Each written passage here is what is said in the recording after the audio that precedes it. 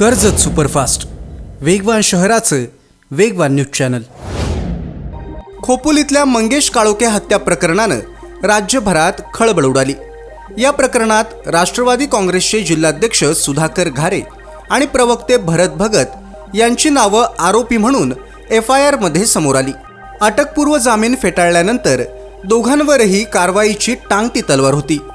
भरत भगत यांना पुण्याकडे पळून जात असताना पोलिसांच्या पथकानं अटक केली, तर सुधाकर घारे यांनी दिलासा मिळवण्यासाठी मुंबई उच्च न्यायालयात धाव घेतली।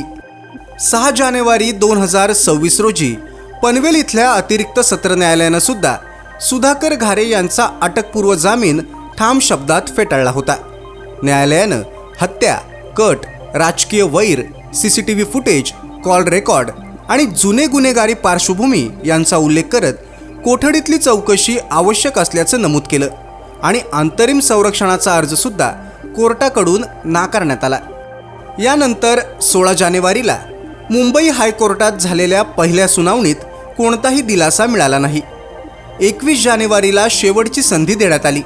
त्यानंतर 22 जानेवारीला उच्च न्यायालयात दाखल केलेल्या अग्रिम जामिनाचा अर्ज सुधाकर घारे यांच्या वकिलांकडून स्वतःच मागे घेण्यात आला।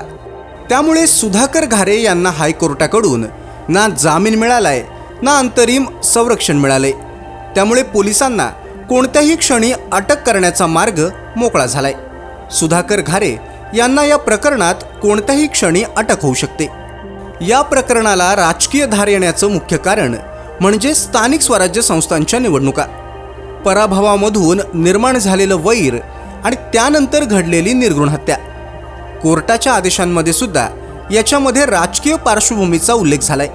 त्यामुळे हा वाद आता गुन्हा की राजकारण या चौकटीमध्ये अडकलेला दिसतोय। तालुक्यातल्या घडामोडींचे अपडेट सर्वात आधी मिळवा। कर्जत सुपरफास्ट चॅनलला सबस्क्राईब करायला विसरू नका।